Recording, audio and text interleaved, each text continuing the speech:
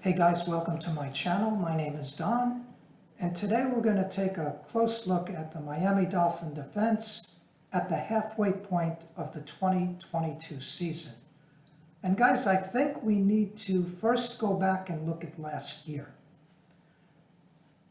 We had lost 7 games in a row, and I had heard that Brian Flores then started taking over the defensive calling of the signals.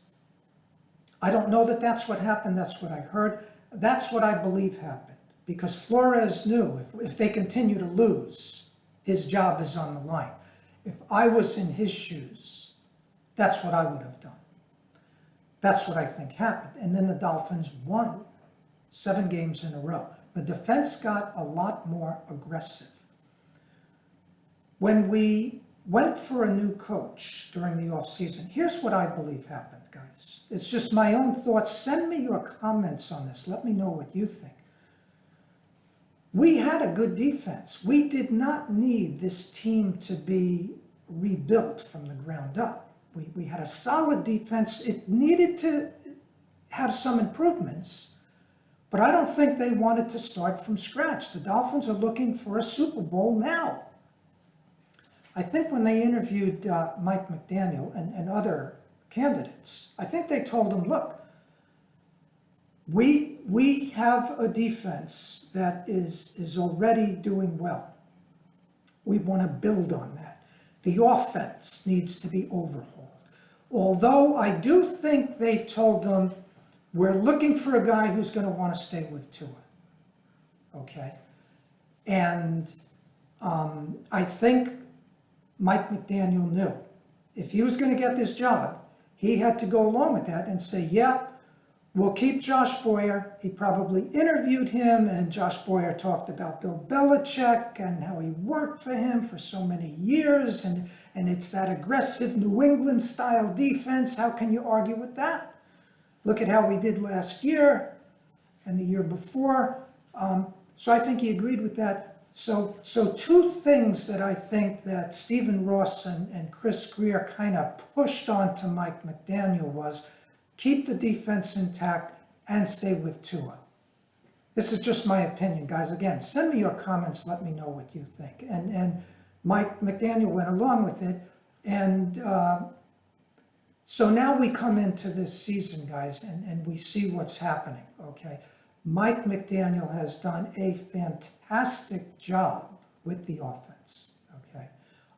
Chris Greer and Stephen Ross went out and got Tyreek Hill. They gave him the weapons, and Mike McDaniel is using those weapons. We have a quick strike offense, okay?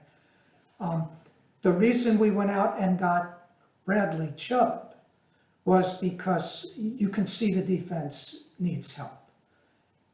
And after watching what Chicago did to us rushing, the quarterback, Justin Field, 178 yards for the quarterback alone. He ran through the Dolphin defense like it was Swiss cheese. Okay? Miami is not looking for a Super Bowl in 2 or 3 years. They're looking for one now.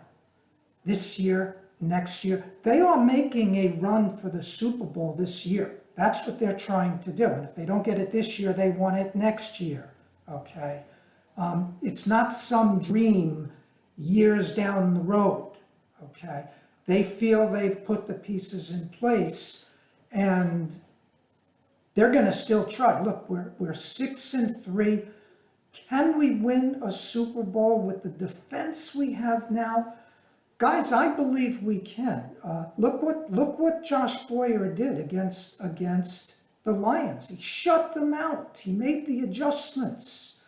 He did not do that against the Bears, and it was frustrating. Okay, Josh Boyer knows he's on the hot seat. Okay, our defense simply could not stop Justin Field. Okay, he ran at will. He started faking the handoffs to the running back and keeping it himself and running. When he faded back for a pass and everyone was covered, he knew let me just run. They can't get me. And they didn't. He ran on one play for 60 yards. 178 yards for a quarterback rushing. That is the second most total yards for a quarterback in NFL history. Guys, he ran through the Dolphin defense like Swiss cheese. Josh Boyer knows that. And to his credit, guys, look, Justin Field was incredibly athletic in this game. I mean, I was watching these runs and the way he was faking one way and going the other way, and he's quite the quarterback. And just a couple of weeks ago, they beat New England. I think it was 33-14.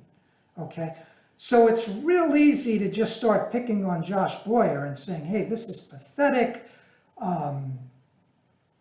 He's got a tough job here because these NFL teams that we're going against that seemingly have lousy records, the teams are not nearly as bad as these records show. As a matter of fact, some of these teams are pretty darn good. They're just going against teams like Buffalo and the Ravens and the Bengals and the Dolphins, and they're losing some close games, okay? But Stephen Ross and general manager, owner Stephen Ross and general manager Chris Greer, I believe they have a meeting with the head coach, Mike McDaniel, every Monday to talk about the game. Stephen Ross has billions of dollars invested in the Miami Dolphins, okay? He's looking for a Super Bowl now, okay? He is not going to tolerate this, okay? He's doing what he can. He brought in Bradley Chubb. He's doing what he can, okay? But there are other adjustments he can make before the season ends. I think the Miami Dolphin coaching staff is aware of that, okay? I believe Mike McDaniel is going to try to fire these guys up and get them to make some very innovative changes. I just think Mike McDaniel is that kind of guy, okay? He's a very analytical guy. He's a very intelligent guy. I think he's going to get together with Josh Boyer and he's going to do some brainstorming. I do not believe Mike McDaniel is the kind of guy that's just going to start yelling and cursing and you get your act together. He does not come across as that kind of guy. I believe they're going to sit down and what can we do, Josh? What would Bill Belichick do, right? Let's go back to your roots. You worked under Bill Belichick for many years.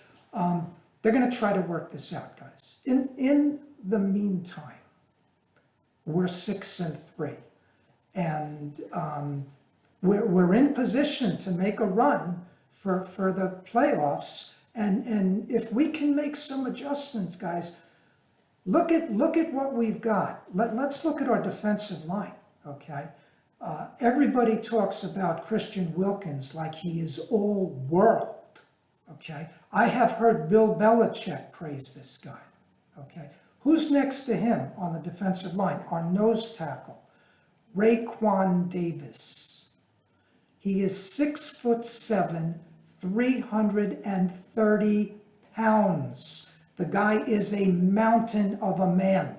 Okay. He's a monster at nose tackle. Raekwon is one tough guy, okay?